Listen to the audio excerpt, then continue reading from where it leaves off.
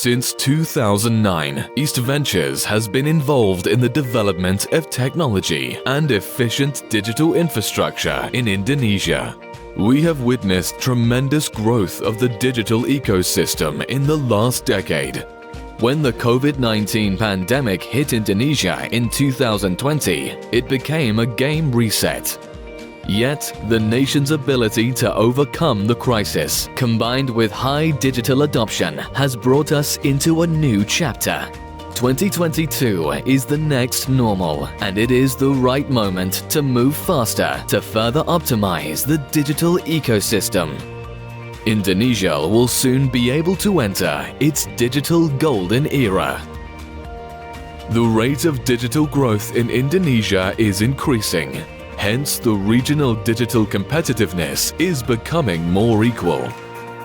This can be shown in the top 10 regions, which range from Sumatra to Sulawesi, DKI Jakarta, West Java, Special Region of Yogyakarta, Banten, East Java, Bali, East Kalimantan, Riau Islands, West Sumatra, and South Sulawesi. Digital equality among regions is due to the development of digital infrastructure in rural areas, the advancement of information and communication technology, and MSME's digital transformation. This can be seen in some provinces, such as West Sumatra, the Special Region of Yogyakarta, East Kalimantan, South Sulawesi, and West Papua. This year forward, the digital economy will continue to grow, accelerated by digital technology innovations. Information and communication technology as the foundation will play a key role to catalyze the digital government, digital society, and certainly the digital business. This includes the sectors from e-commerce, logistics and transportation, financial, tourism, education, healthcare, and many other sectors. With all the growth we are experiencing, it is also important to drive the sustainability of the digital ecosystem. And it can be achieved through the implementation of the environmental, social, and governance, or ESG approach. These sectors can only be accelerated when all stakeholders work, not in silo, but hand in hand. And these solid building blocks will pave our way towards Indonesia's digital golden era.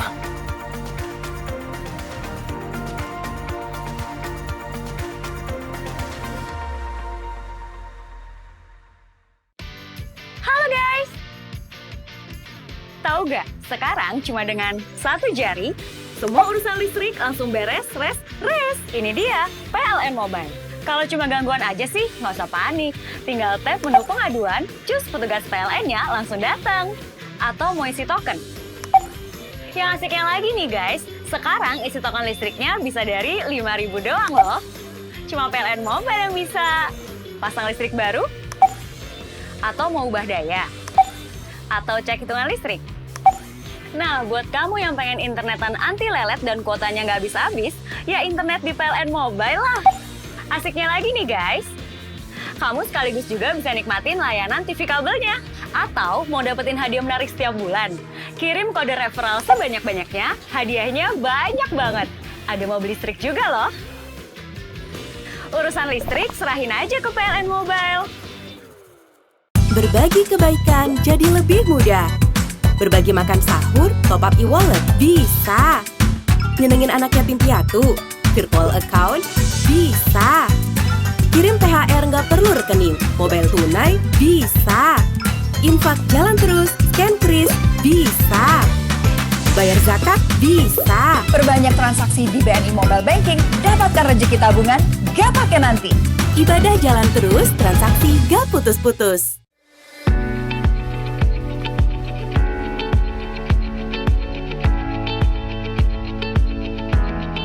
Ya, inisiatif ini kita mulai 4 tahun yang lalu, sewaktu Industri 4.0 digaungkan, sehingga banyak bermunculan startup, baik itu e-commerce, marketplace, co-working space, creative industry yang menciptakan creative economy.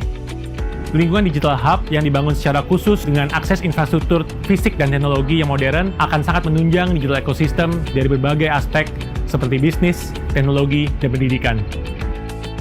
Kita melihat di Digital Hub itu ada tersedia ekosistem yang mendukung untuk terjadinya proses kreatif dan proses kolaborasi yang lebih baik. Banyaknya konsentrasi perusahaan teknologi yang berada di sini, itu semua menunjang sehingga perusahaan digital kadang-kadang bisa memunculkan ide baru dan kemudian melahirkan bisnis baru yang malah menarik. Kita lihat di sini memang Digital Hub sudah melakukan inisiatif dan aktivitas menyediakan bukan saja perkantoran, tapi perkantoran yang syarat dengan fasilitas teknologi. I think the city is very well planned and we see the tremendous growth in BSD and that's why we have to be here. We also get exposed to a number of different startups here to brainstorm and exchange ideas. Tentunya di dunia teknologi, kolaborasi juga sangat dibutuhkan. Dengan kita bisa berkolaborasi, kita lebih bisa mempercepat pertumbuhan bisnis kita.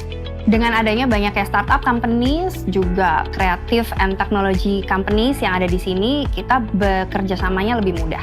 Dan kita sebagai digital tech startups, sometimes we have to think out of the box, and BSD provides that.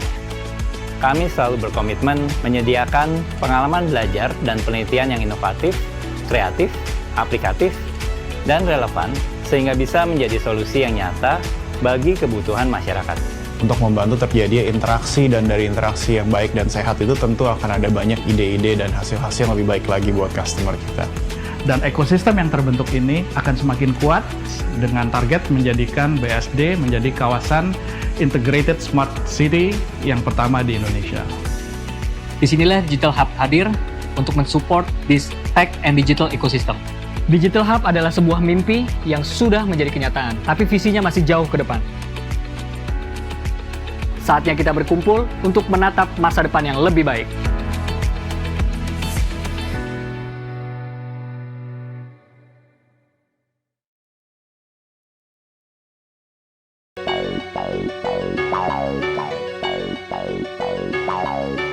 Hai masyarakat, ini cerita laka lantas pembunuh terbesar ketiga tiap tahunnya, tetap waras berkendara. Sayang nafas, jangan sampai ulah kita nyawa jadi dirampas. Coba lihat BAD, daripada berabe deket jauh sama aja. Helm tetap dipakai, lu punya helm cakep malah cuma disangkutin. Daripada elu thanksin, kali ini gue bantuin. Nah ini satu lagi, ada dua sejoli motor gak ada spion, bisa-bisanya hahihi. Mabuk cinta emang indah, tapi jangan pada ngasal, karena jatuh cinta beda dengan jatuh di aspal. Ini lagi angguk-angguk HP-nya dimainin, yang satu lagi ampun ngantuknya bukan main. Mending pada menepi daripada lain-lain. Anak bini lu tinggalin, lu gak bisa digantiin. Ingat juga ini sabuk bukan cuma buat pajangan petaka, gak bisa diterka, awas kecelakaan. Sadar keselamatan diri yang lain, mengikuti cintai diri untuk lindungi negeri.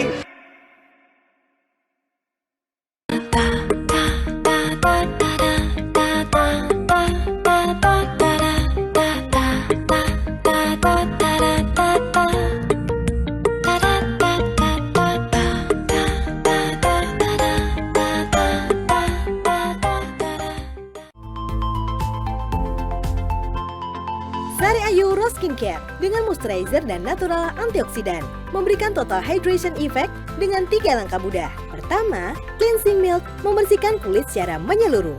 Kedua, refreshing toner menyegarkan dan meringkas pori. Ketiga, moisturizer melembabkan dan melindungi dari sinar UV. Kulit bersih, hydrated, glowingnya natural. Dari Sari Ayu, Marta Tilaar.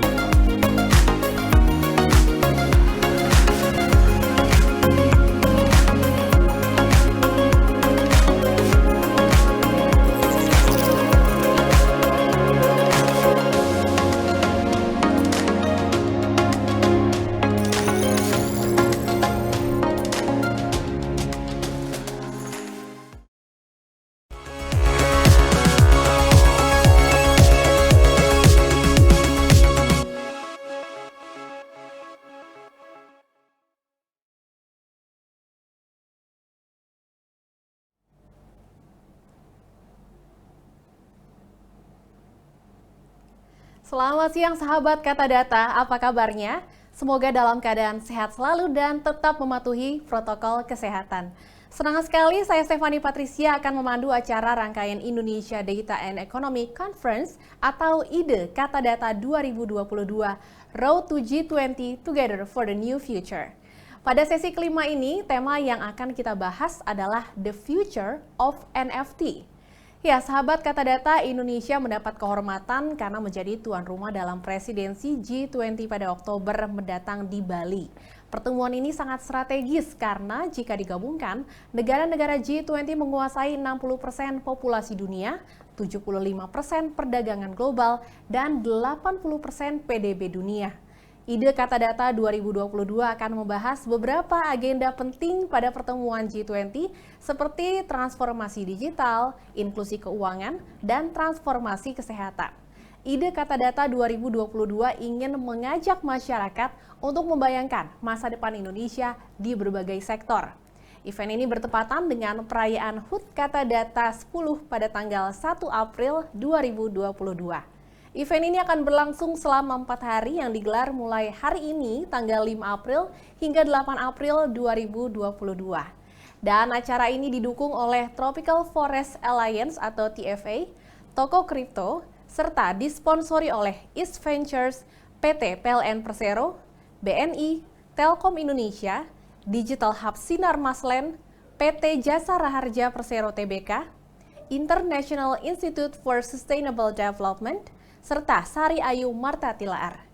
Dan juga didukung oleh media partner Kompas TV, Jak TV, Metro TV, Media Indonesia, Medcom.id, Sonora Jakarta, Berita 1, C-Today, Diki Lab, dan Kumpul, serta kampus partner IKA Prama dan Universitas Prasetya Mulia. Diskusi ini juga tersedia dalam 2 bahasa, yakni bahasa Indonesia dan bahasa Inggris. Silakan aktifkan fitur interpreter pada aplikasi Zoom Anda lalu pilih bahasa yang Anda inginkan. Kami informasikan juga bahwa seluruh tim yang bertugas sudah menerapkan protokol kesehatan dengan ketat, telah mengikuti program vaksinasi COVID-19 dan rutin melakukan tes antigen dengan hasil negatif. Sahabat Kata Data, selain cryptocurrency, salah satu implementasi dari teknologi blockchain adalah non-fungible tokens atau NFTs. NFT adalah cara baru dan revolusioner untuk membeli dan menjual aset digital. Setiap NFT unik dan tidak bisa diganti ataupun ditukar. Setiap NFT hanya bisa dibeli, dijual, atau diberikan ke orang lain oleh pemilik utama atau pembuat aset digital itu sendiri. Di masa depan diprediksikan NFT akan menjadi cara baru memperdagangkan aset digital, mulai dari lukisan digital, video game, musik, dan masih banyak yang lainnya. Di Indonesia sendiri, beberapa selebritas dan perusahaan pun sudah mulai menjual NFT. Menurut Business Insider, NFT termahal di dunia hingga akhir 2021 adalah The Merge yang harganya mencapai 91,8 juta US dollar atau sekitar 1,3 triliun rupiah. The Merge yang dibuat oleh seniman anonim bernama Pak ini bisa terjual dalam waktu yang cepat. Nah, NFT termahal berikutnya adalah Every Days The First 5,000 yang dijual seharga 985,35 miliar rupiah. Nah, untuk membahas lebih dalam mengenai the future of NFT telah hadir secara virtual panelis kita pada siang hari ini. Saya perkenalkan terlebih dahulu ada Pak Nanda Events, CMO Toko Kripto. Selamat siang, Pak Nanda. Apa kabar, Pak Nanda? Selamat siang. Alhamdulillah. Assalamualaikum warahmatullahi wabarakatuh. Waalaikumsalam. Sehat tentunya, Pak ya? Alhamdulillah sehat. Alhamdulillah. Makasih. Gimana sehat? Sehat juga tentunya dong. Baik, kita langsung saja. Siang hari ini kita akan membahas mengenai the future of NFT. Sebelumnya saya penasaran, kalau dari sudut pandang Pak Nanda sendiri, sebenarnya apa sih yang menyebabkan NFT ini begitu diminati di seluruh dunia saat ini? Good question. Saya juga masih bingung sebenarnya jawaban itu apa ya. Tapi kalau misalnya lihat dari pergerakan digital assets ya di seluruh dunia, yang pertama adalah memang NFT ini kan sesuatu yang boleh dibilang extension dari physical. Jadi di dunia digital ini cuman kalau misalnya contoh nih ya kayak lukisan gitu. Kalau misalnya lukisan, kita sebagai seorang artis, kita melukis, kita jual di galeri. Di galeri tersebut mungkin di market sama galeri tersebut udah gitu terjual. Dari hasil penjualan itu si artis dapat hasilnya. Tapi kalau misalnya lukisan itu misalnya saya beli terus saya jual lagi, artis itu nggak dapat keuntungan dari hasil yang saya jual. Kalau di NFT itu secara digital asset, kreatornya dapat terus secara royalty gitu loh. Nah ini juga sesuatu yang mungkin menjadi sebuah atraksi yang unique selling proposition-nya dari sisi NFT sendiri. Dan orang sekarang memang sudah ke arah everything is digital ya. Boleh dibilang kepemilikan aset digital itu udah sesuatu yang biasa. Mungkin kalau misalnya kita lihat beberapa tahun lalu, orang main game, beli bajunya, beli senjatanya, itu sebenarnya udah menjadi digital asset. Dan itu udah dari mungkin udah 10-15 tahun yang lalu sudah mulai ada gitu. Beberapa orang main game dan untuk bisa lanjut ke stage berikutnya atau ke chapter berikutnya, itu dia mesti beli. Dan mesti beli bajunya, mesti beli mungkin magical powers-nya dan lain sebagainya. Dan itu sesuatu yang sudah terjadi sebenarnya dari 10-15 tahun yang lalu. Cuman sekarang adanya NFT ini lebih jadi itu kepemilikan digital asset itu tercatat bahwa kepemilikan itu hanya punya saya gitu loh, satu orang, ya kan. Dan kreatornya juga terdaftar di situ bahwa ini ada si kreatornya yang membuat digital asset tersebut gitu. Ya, unsur digitalnya mungkin ini yang menjadi salah satu daya tarik utama di era yang serba digital ini mungkin ya Pak Nanda. Betul. Baik, dan selain diminati yang juga menarik perhatian publik adalah banyak sekali kemudian aset digital NFT ini yang dihargai dengan sangat mahal. Nah, kalau Anda sendiri bagaimana menjelaskan fenomena ini? Sebenarnya kan kalau mahal atau tidak mahal itu berdasarkan demand ya. Jadi kalau di dunia kripto, NFT dan Web 3.0 lah. Sekarang ini it's based on demand gitu. Jadi kalau misalnya contoh sebuah aset digital dalam bentuk NFT itu minatnya tinggi dan orang itu ngebid lah ibaratnya ngebid untuk harganya untuk beli aset itu, harganya akan naik terus. Ya selayak apapun misalnya kayak rumah gitu. Ya kan rumah di daerah Jakarta Selatan misalnya dibilangnya harga tanahnya 15 juta per meter persegi. Tapi kalau orang mau belinya hanya di 10 juta per meter persegi ya harganya berarti itu 10 juta per meter persegi. Sama juga gitu layaknya economic theory itu supply and demand itu masih relevan di situ. Jadi kalau misalnya memang contoh satu NFT itu harganya bisa jutaan dolar gitu ya, bahkan puluhan juta dolar seperti tadi Mbak bilang. Itu karena demand-nya memang banyak dan si artisnya dan siapapun pelaksana atau pembuat NFT itu melakukan marketing dengan baik menurut saya. Ya kan? Jadi itu yang generating demand berarti harga itu akan terus naik gitu. Dan bisa melambung sangat tinggi. Dan karena juga ada sense of scarcity juga. Jadi kalau di dunia NFT itu kalau misalnya nih ada game contoh kayak ada beberapa di Indonesia ya yang sudah mulai keluar gitu kayak Mythic Protocol lah atau Apharic Saga dan lain sebagainya. Nah, itu kan ngeluarin karakternya itu terbatas, ya kan? Mungkin hanya atau misalnya kayak AZN atau Karafuku atau apapun gitu. Nah itu karakternya dikeluarkan sama mereka itu cuman berapa ribu dan orang kan berebutan tuh untuk dapat aset digital tersebut. Misalnya cuman keluar 5.000 atau 6.000 atau 10.000 gitu ya.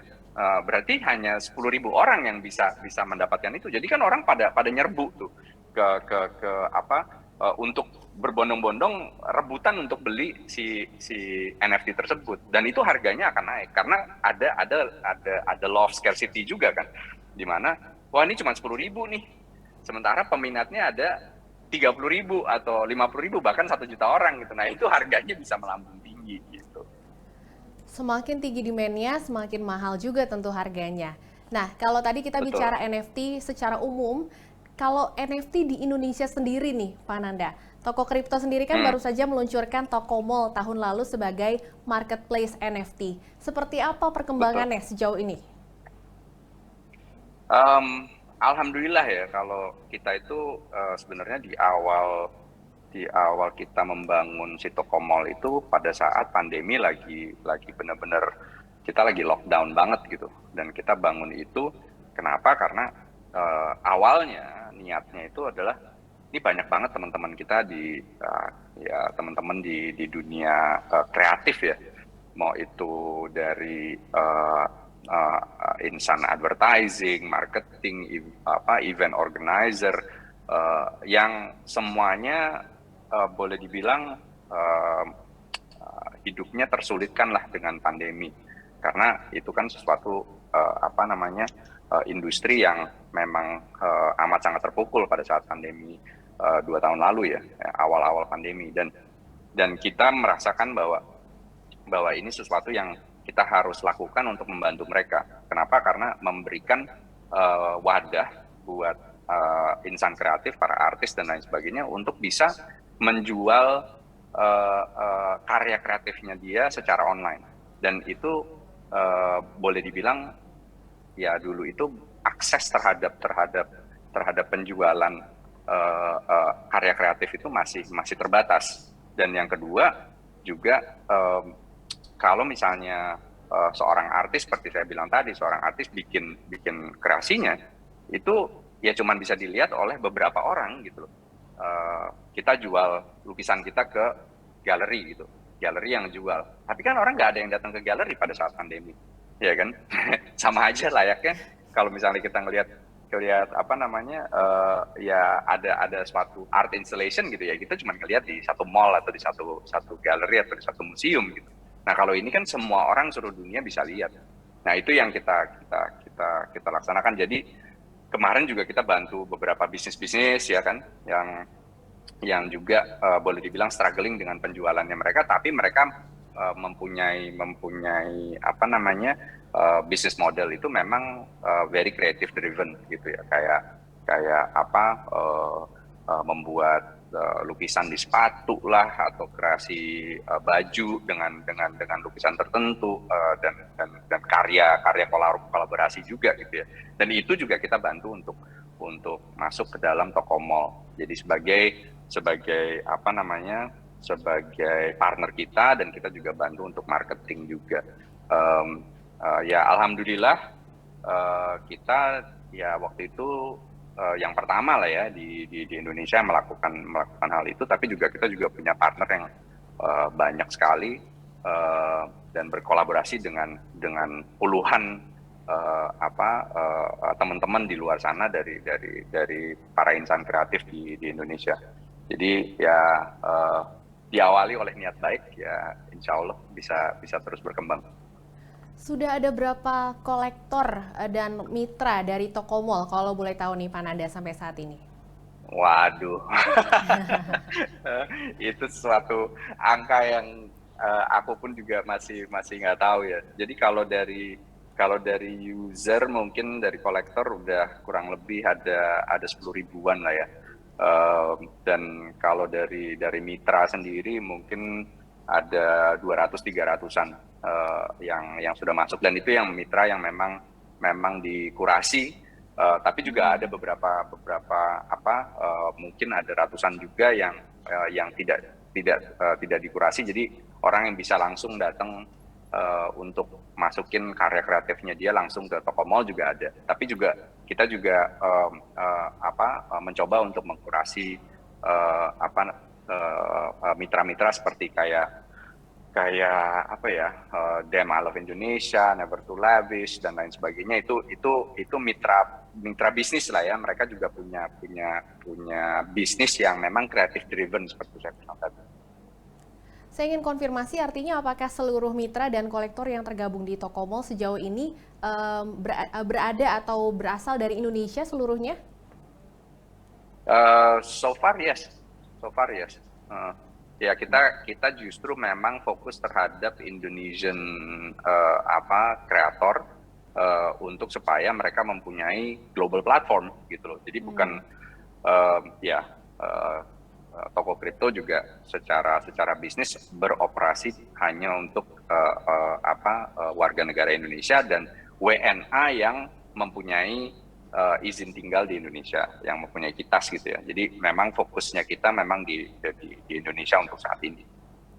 Baik, lalu apakah jumlah yang Anda sebutkan tadi ini sudah sesuai dengan target atau ekspektasi awal dari toko kripto pada saat meluncurkan Tokomall, atau mungkin jauh lebih ekspektasi? Kalau kita sebenarnya waktu itu kita targetnya lebih ke arah target emosional ya. Di awalnya untuk bisa membantu seperti saya bilang tadi. Jadi kalau dari hal itu kita sudah melebihi ekspektasi, karena sekarang kita bisa menjadi, alhamdulillah ya, kita bisa menjadi sebuah katalis dalam industri baru di Indonesia. Itu adalah industri NFT yang memang boleh dibilang di awal kita meluncurkan Tokomall itu masih belum dibicarakan, bahkan ya kan belum ada pembahasan seperti di acara Kata Data ini, belum ada gitu loh. Tapi tiba-tiba bergulirlah gitu dengan ada beberapa event yang terjadi gitu, di mana tiba-tiba ini bisa menjadi sebuah hot topic dibilangnya, ya kan, atau trending topic gitu ya. Jadi orang banyak ngomongin mengenai NFT. Ini sesuatu yang menyenangkan banget sih sebenarnya buat kita. Kenapa? Karena ya kita mungkin ya boleh dibilang ya seperti saya bilang tadi gitu, kayak kita menjadi katalis gitu ya. Awal pembicaraan itu gara-gara toko kripto dan gara-gara Tokomall gitu, itu suatu hal yang menyenangkan sih sebenarnya. Dan itu ya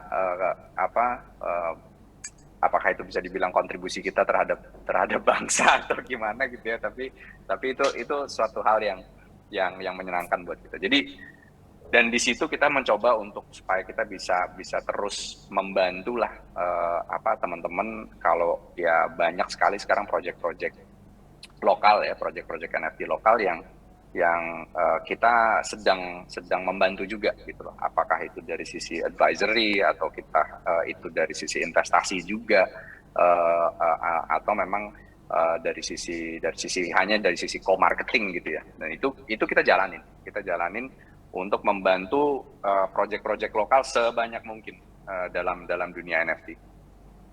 Oke, nah Pak Nada, kalau ngomongin soal NFT di Indonesia, kita tahu di awal-awal kemunculannya sempat viral Gozali ya, yang menjual selfie-nya dengan harga yang fantastis, kemudian diikuti dengan masyarakat yang berbondong-bondong menjual berbagai jenis foto nih.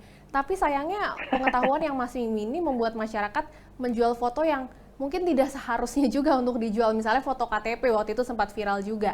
Nah, Anda melihatnya seperti apa sih sebenarnya kesiapan masyarakat kita, masyarakat Indonesia untuk masuk ke era NFT ini? Kalau menurut saya sebenarnya itu hanya kekurangan dari informasi aja sih, dan ya kita juga secara bisnis ya, dan yang mengedepankan dunia NFT ini, kita juga harus banyak mengedukasi masyarakat mengenai hal-hal baru gitu loh. Ya terutama apakah itu investasi dalam NFT atau pembelian koleksi dalam NFT atau bahkan menjadi kreator di dalam dunia NFT. Nah, itu kita harus edukasi. Kenapa kemarin itu ya boleh dibilang orang itu banyak FOMO ya, fear of missing out gitu. Jadi ngelihat Gozali jual selfie-nya gitu, terus tiba-tiba ikutan pengen menjadi the next Gozali, tapi salah kaprah gitu. Jadi ngejual foto KTP itu kan kalau misalnya kita jual foto KTP ya berarti ya identitas itu yang kita jual, kita menjual identitas kita, ya kan? Dan itu bisa backfire kepada orang yang menjual foto KTP itu, bahwa orang lain yang memiliki foto KTP-nya dia bisa menggunakan KTP itu buat misalnya pinjol gitu ya kan. dan itu bisa jadi backfire kepada orang yang menjual identitasnya. Nah itu benar-benar menjual identitas jadinya. Dan itu sangat bahaya sebenarnya. Jadi edukasi itu perlu dilaksanakan. Jadi bukan kita menjual hal-hal seperti itu, tapi kita menjual karya kita gitu loh. Kita kalau mau nampang ya tampangin karya kita gitu. Apakah itu fotografi atau kita punya gambar, kita punya sketch, kita punya karya video, karya audio, ya kan? Itu yang diinin kalau ini buat sebuah kreator individu ya. Bahkan even kalau misalnya dia punya dance move sendiri atau gaya-gaya baru gitu ya, itu silahkan aja gitu untuk menjual karyanya gitu. Tapi kalau misalnya yang namanya menjual identitas diri itu sangat bahaya menurut saya. Dan itu ya mungkin kekurangan dari edukasi ya kepada masyarakat luas gitu. Jadi kita juga dalam menjalankan bisnis NFT kita punya tanggung jawab untuk mengedukasi. Berkaitan dengan hal itu, Pak Nanda, seperti apa sebenarnya sih faktor keamanan dalam marketplace NFT, terutama misalnya yang kita bicara di sini toko mall juga tentunya, untuk memastikan hal-hal seperti tadi ada aset digital yang tidak seharusnya dijual kemudian diperdagangkan oleh masyarakat. Seperti apa faktor keamanannya sendiri? Nah itu balik lagi ya kepada individunya ya, bahwa kalau misalnya kita memilih untuk menjual identitas diri kita seperti KTP, itu sesuatu yang menurut saya itu sangat bahaya. Dan kita pun di dalam platform itu kita mencoba untuk mengkurasi hal-hal itu. Jadi jangan sampai kalau misalnya mereka menjual karya kreatifnya dia yang tidak yang kurang kreatif tapi juga bisa membahayakan dirinya dia gitu. Nah itu kita coba kurasi dan coba tegur lah ya. Tapi balik lagi kepada manusianya sih sebenarnya. Kalau misalnya dari sisi keamanan platform ya itu sesuatu yang kita selalu jaga ya, bahwa yang namanya minting gitu loh. Kalau misalnya kita punya karya kreasi, kita mint terus kita jual gitu ya. Nah itu kan semuanya tercatat dalam sistem blockchain, di mana itu tidak bisa di delete, tidak bisa diedit, dan immutable dibilangnya kalau misalnya dalam blockchain itu. Tapi kalau misalnya sekarang gini, kita misalnya ngasih passwordnya kita gitu kepada orang secara sadar atau secara tidak sadar. Nah itu kan bisa dihack. Jadi sebenarnya kalau yang banyak sekali yang kalau kita dengar ada orang yang karyanya dicolong atau apa segala macam, itu karena kelalaian kita sendiri gitu. Samalah layaknya kalau misalnya kita Instagram kita tiba-tiba terambil alih gitu karena kita nggak nyalain tuh two-factor authentication-nya, atau kita tidak nyalain layers of security yang harusnya kita nyalain. Terus tiba-tiba ada temen yang ngirim link yang kita nggak kenal, terus kita klik aja gitu. Nah terus udah gitu ketarik deh tuh semua datanya dari HP kita, terus kena hack gitu kan. Nah itu sering sekali terjadi terhadap teman-teman, I'm sure ya. Jadi saya pun juga dulu beberapa tahun lalu pernah terrentas juga gitu karena lupa nyalain two-factor authentication dan lain sebagainya. Jadi ya mesti memang dari sisi itunya juga mesti hati-hati. Kita juga mesti banyak edukasi kepada teman-teman, apalagi sekarang everything is digital ya. Dan kita punya wallet digital, kita ada GoPay, kita ada kredit card kita atau debit card kita, semuanya ada online ya. Kita juga mesti berhati-hati terhadap informasi dan data yang kita terima lewat WA atau lewat email, jangan semuanya tiba-tiba kita klik linknya gitu, janganlah, ya kan. Mesti hati-hati aja. Jadi itu juga akan memprotek kita juga. Tapi kalau dari sisi platformnya sendiri, insya Allah itu aman ya. Kalau misalnya untuk keamanan dari sisi karya yang ditaruh di dalam platform dan nantinya dijual, karena dalam sistem blockchain itu memang tidak bisa diedit dan tidak bisa di-delete secara digital asset tersebut. Baik, kembali lagi memang edukasi menjadi kunci ya. Nah, kalau berkaitan dengan hal ini, Pak Nanda, pemahaman apa kemudian yang harus dimiliki oleh mereka yang ingin berkecimpung dalam dunia NFT? Mungkin kita mulai dari yang ingin menjadi creator atau yang ingin menjual aset digitalnya. Poin penting apa yang harus dipahami atau bekal edukasi apa yang harus dimiliki?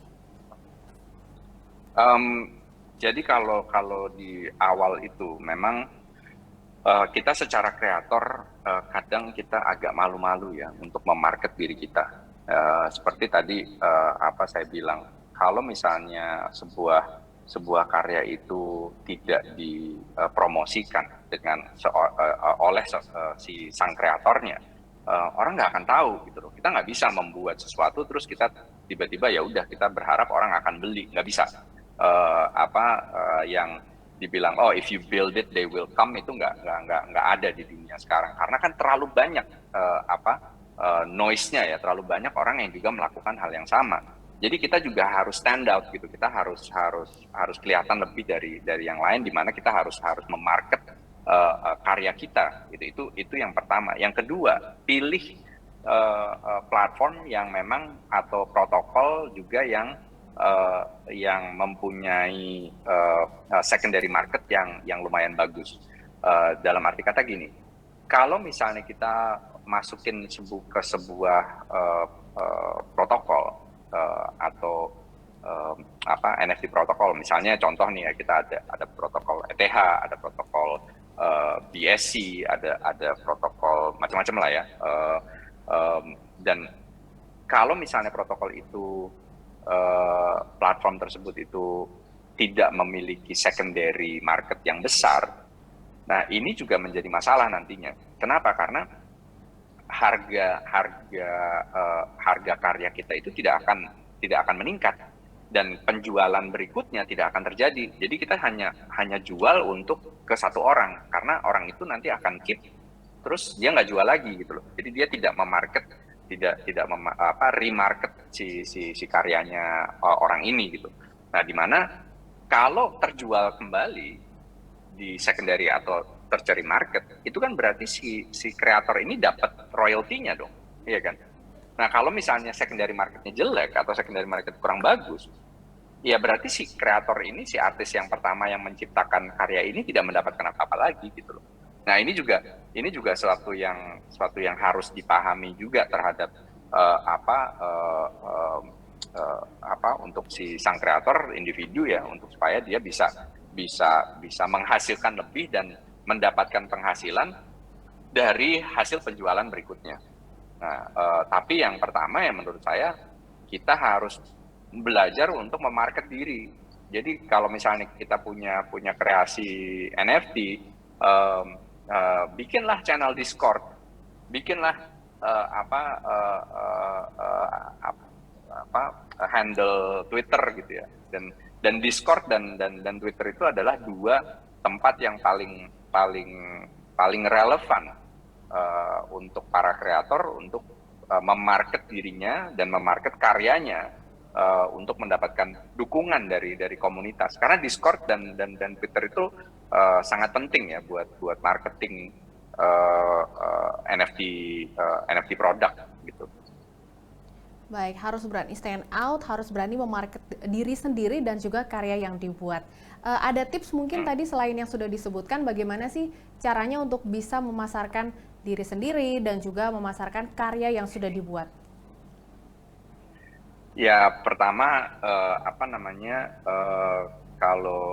kalau dari saya ya, memang ya harus berani tampil lah ya. Maksudnya itu mungkin banyak sekali artis-artis Indonesia yang mempunyai karya yang luar biasa, tapi rada malu-malu atau mungkin merasa itu bukan bagian dari idealismenya mereka secara artis gitu. Dan itu memang ya itu benar juga gitu ya, bahwa banyak orang yang secara artis ya udahlah kita berkreasi tapi kita nggak usah memarket diri kita terlalu lebay dibilangnya gitu. Tapi justru di dunia NFT ini ya kita memang harus memarket diri kita. Jadi jangan merasa bahwa ya kalau misalnya dibilang ya ideologi kita tidak mau market diri, ya unfortunately jangan masuk ke dunia NFT, ya stay di dalam ruang lingkup menjual karyanya di galeri gitu, karena kita harus tampil ya mau nggak mau, itu ya like it or not ya. Mungkin para artis yang nggak bisa, gue nggak mau begitu gitu ya then jangan masuk di dunia NFT kalau misalnya mereka mempunyai idealisme yang saya tidak mau menjadi menampilkan diri dan memarket diri saya gitu. Nah itu baiknya jangan. Tapi kalau misalnya emang ingin masuk ke sana ya sukses is waiting for you juga gitu. Ya kan? Baik, Pak Nanda, sederhananya sebenarnya apa sih keuntungan terbesar dari memperdagangkan aset digital ini? Keuntungan ya. Kalau keuntungan sebenarnya ya seperti saya bilang tadi bahwa kalau kita ya contoh ya, kalau kita secara secara artis atau secara kreator gitu, kita membuat sebuah karya, kita jual karyanya di traditional manner lah ya, di mana itu ke galeri atau kita jual di dalam pameran kita sendiri. Pada saat orang pembeli pertama itu menjual karyanya, si artis nggak dapat apa-apa. Tapi kan kalau misalnya kita di dalam dunia NFT, ya kita dapat royaltinya. Jadi keuntungan terbesarnya sebenarnya adalah continuous income untuk si kreator, ya kan. Jadi si kreator ini ya mendapatkan royalti terus gitu dari penjualan berikutnya, dan itu bisa di-set di awal, apakah itu 5% atau itu 10% gitu ya, selayaknya lah ya. Jadi dia tetap terus dapat tuh dari penjualan berikutnya. Contoh nih misalnya ada satu artis jual karyanya di awal itu cuman misalnya 1 ETH gitu kan, atau seperempat ETH atau 1 BNB gitu misalnya, ya kan. Misalnya itu harganya let's say $500. Terus dijual lagi karena demand-nya tinggi, dijual lagi harganya jadi $5.000. Ya si artis ini tetap dapat dari $5.000 itu, misalnya 5%, 10% dari $5.000 tersebut, which is $500 kan. Ya kalau misalnya 10% gitu. Kalau misalnya tiba-tiba naik jadi $50.000, dia dapat $5.000. Jadi itu udah 10 kali lipat dari apa penghasilan yang dia dapatkan di awalnya. Nah, itu sebenarnya ibaratnya kayak makanya kita harus terus memarket karya kita, di mana jangan sampai itu berhenti. Karena kalau penjualan berikutnya si artis dapat terus gitu. Nah, ini sesuatu yang menyenangkan, dan keuntungan benefit utama terhadap untuk para kreator itu adalah income yang continuous income dari penjualan berikutnya. Oke, kalau tadi kita bahas dari sisi creatornya, sekarang saya ingin tanyakan dari sisi kolektornya juga mungkin.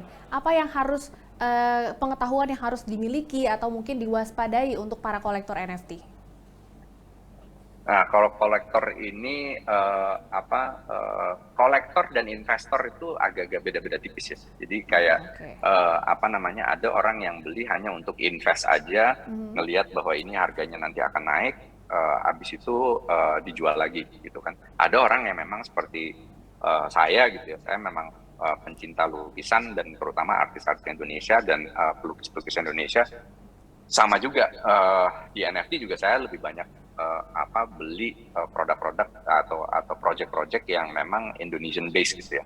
Tapi saya bukan untuk jual lagi gitu. Tapi kalau dari pribadinya saya ngelihat bahwa apakah project ini mempunyai niat baik dan benar gitu. Nah itu kita bisa lihat gitu bahwa apa nih parameter-parameter dari sisi ini continuous. Jadi mungkin kayak kita ngelihat bahwa mereka mempunyai project ke depannya, bikin game atau bikin ekosistem, ya kan? Dan itu kan akan meningkatkan harga si NFT yang dijual di awal, karakter-karakter yang dijual di awal. Jadi banyak beberapa project-project yang memang sudah diluncurkan di Indonesia yang mempunyai roadmap atau projectnya itu memang akan menjadi project yang besar. Apakah itu gaming atau itu metaverse atau itu utility ya secara NFT-nya juga gitu. Jadi kalau kita ngelihat dari both kolektor dan investor, kita juga harus ngelihat dari project-nya sendiri gitu. Dan kalau misalnya si artisnya, kalau kita ngelihat kita membeli suatu karya dari individual artist atau pelukis gitu ya, pelukis digital. Nah itu kita juga harus ngelihat karyanya dia terus berkembang atau tidak, atau ini cuma sekali tembak aja gitu loh. Contoh kalau misalnya kita ngomong mengenai let's say artis kayak misalnya kayak siapa ya, Alip John misalnya, ya kan. Jadi kita udah tahu bahwa dia akan terus berkarya gitu. Nah sama layaknya dengan kita mengkoleksi lukisan fisik. Nah, karena kalau misalnya si artisnya ini cuma sekali aja gitu, terus dia tidak berkarya lagi ya, harganya dia tidak akan meningkat. Tapi kalau si artis ini berkarya terus, nah itu yang akan menjadi harganya itu akan naik juga. Dan apakah dia juga akan memarket dirinya sendiri? Kalau project itu udah pasti. Kalau project, misalnya project besar kayak Avarik lah, Mythic Protocol dan lain sebagainya gitu, itu Karafuku gitu, mereka kan memarket terus gitu, projectnya mereka di market terus, bikin acara dan terus udah gitu marketingnya jalan terus di Discord dan lain sebagainya. Ini suatu yang kita harus lihat juga gitu, karena kalau kita nggak ngelihat ke situnya, ya nanti bakalan nyusruk gitu kan. Jadi ibaratnya harganya nggak akan naik. Secara investor kita tidak akan mendapatkan keuntungan yang besar, dan secara kolektor pun juga itu hanya menjadi gambar aja di dalam NFT wallet kita gitu kan. Jadi kita harus lihat dari sisi roadmapnya, kalau misalnya itu project, dan kalau dari sisi individual artist atau individual pelukis, apakah dia berkarya terus dan dia dua-duanya harus memarket dirinya juga gitu ya. Jadi jangan sampai kita terjebak membeli sesuatu NFT kayak foto KTP gitu ya, yang notabene tidak akan menjadi apa-apa kan, ya nggak? Nggak jadi project juga, nggak jadi ekosistem juga gitu. Ujung-ujungnya cuman one hit wonder aja. Nah, kalau di Indonesia saat ini sebenarnya pembeli NFT ini lebih banyak masuk kategori kolektor atau investor, Pak Nanda? Nah, ini juga sesuatu yang diperdebatkan lah sama teman saya juga gitu loh. Kalau misalnya kita lagi ngobrol, ya kalau saya selalu memposisikan diri bahwa saya itu bukan seorang expert, tapi saya itu seorang pengamat sebenarnya. Jadi ngobrol gitu sama teman-teman. Kemarin tuh sempat kita ngobrol-ngobrol, berapa banyak sih orang yang membeli NFT gitu loh di Indonesia gitu. Kalau misalnya sekarang dalam dunia kripto ya, di tahun 2020 itu kita cuman ada penggiat kripto itu cuman ada kurang lebih 2 juta orang di tahun 2020. Di akhir 2021, sekarang udah 2022 ya, jadi di akhir 2021 itu ada 10 sampai 11 juta orang. Dalam waktu 1,5 tahun, itu pertengahan ya 2020 itu 22 juta. Terus di akhir 2021 itu ada 10-11 juta orang. Jadi itu pergerakannya udah 4 kali lipat gitu. Sekarang mungkin ada 12-13 juta orang penggiat kripto di Indonesia. Kita ngomong dari basis 13 juta aja gitu. Mungkin kita ngomong 1%-nya itu mempunyai kepemilikan NFT. Tapi itu pun saya sempat dibantah gitu sama teman-teman bahwa 1% itu terlalu besar, dia bilang gitu. Kalau 1% dari 13 juta itu berarti kan 130.000 orang ya, benar kan? Ya 130.000 orang 130.000. yang memiliki yang memiliki NFT di Indonesia, dan itu pun masih dibantah sama teman-teman saya gitu bahwa nggak mungkin ada 1% gitu loh. Itu gede banget. Jadi kalau misalnya saya ngelihat, saya ngambil tengahnya lah ya, let's say kita ngomong 1% deh gitu dari orang penggiat kripto di Indonesia yang memang masuk ke dunia NFT. Berarti ya kurang lebih ya 100-200 ribu orang lah yang mempunyai kepemilikan NFT di Indonesia. Tapi itu pun menurut saya masih ya teman-teman saya ya, terutama ya bukan sayanya ya, teman-teman saya merasa itu terlalu optimistik gitu. Jadi balik lagi kepada question tadi ya di awal, kalau kita mempunyai project, jangan kita ngomong itu project hanya ini by Indonesian for Indonesian gitu dibilangnya. Itu kan sering banget ya kita menggunakan nationalistic sentiment gitu ya. Kalau menurut saya itu salah, karena di dunia NFT ini kita nggak bisa mengandalkan satu market gitu loh. Kalau market Indonesia misalnya cuma ada 100.000 orang, berarti yang memiliki potensi untuk beli hanya 100.000 orang. Nah, kita harus memarket diri kita di luar negeri juga secara global, di mana global audience untuk NFT mungkin jauh lebih besar daripada Indonesia untuk saat ini gitu, ya kan? Jadi jangan berpatok kepada marketing hanya di Indonesia. Kalau misalnya kita marketing hanya di Indonesia menggunakan nationalistic sentiment gitu, for Indonesian, by Indonesian gitu, ya ujung-ujungnya yang pembelinya kita, potensi pembelinya hanya 100.000 orang. Kalau kita ngeluarin meng-issue 10.000 karakter misalnya untuk project kita, ya berarti ada 1 in 10 chance bahwa orang akan beli gitu, karena ya 10.000 ada 100.000 orang pembelinya, tapi nggak semua orang 100.000 orang itu akan beli. Jadi sukses faktornya itu bukan karena market Indonesia, sukses faktornya itu karena kita memarket secara global kepada global audience. Itu yang penting juga gitu loh, bahwa jangan merasa bahwa market Indonesia ini udah lebih besar daripada market luar. Justru kita mempunyai tanggung jawab untuk memarket karya anak bangsa ke luar negeri menjadi sebuah cultural dan artistic export gitu, bukan sekedar hanya untuk orang Indonesia aja gitu. Justru kita pengen membuat platform, membuat wadah untuk supaya para artis dan para kreator dan project-project di Indonesia bisa menjadi global, ya kan, mempunyai global footprint dan mempunyai global awareness gitu, bukan sekedar hanya untuk di Indonesia aja. Baik, terakhir mungkin Pak Nanda, bagaimana Anda melihat tren NFT ke depan baik di Indonesia maupun juga secara global? Kalau saya ngelihatnya gini, ada beberapa evolusi ya dari NFT ya. Mungkin di awal kita ngelihat ada para kreator, individual kreator, artis, pelukis, dan juga bisnis yang bisnis modelnya artistic driven, itu mereka mempunyai memasarkan produknya dia di marketplace NFT. Dan itu yang pertama, itu karya kreatif gitu ya. Dan yang kedua adalah projects. Projects itu dibilangnya kayak menjual sebuah karakter, ada 10.000 karakter, nantinya dari hasil penjualan tersebut akan mengembangkan sebuah ekosistem, apakah itu gaming, NFT gaming, atau itu nanti metaverse dan lain sebagainya. Dan yang ketiga, dan ini yang perkembangan berikutnya menurut saya, adalah utilitas dalam dunia NFT. Nah, apa yang saya maksud dari utilitas? Sekarang gini, kalau misalnya kita mempunyai bisnis yang ada membershipnya, ya kan, ada misalnya menjadi member di sebuah golf club misalnya, atau di sebuah beach club gitu di Bali, atau kayak semacam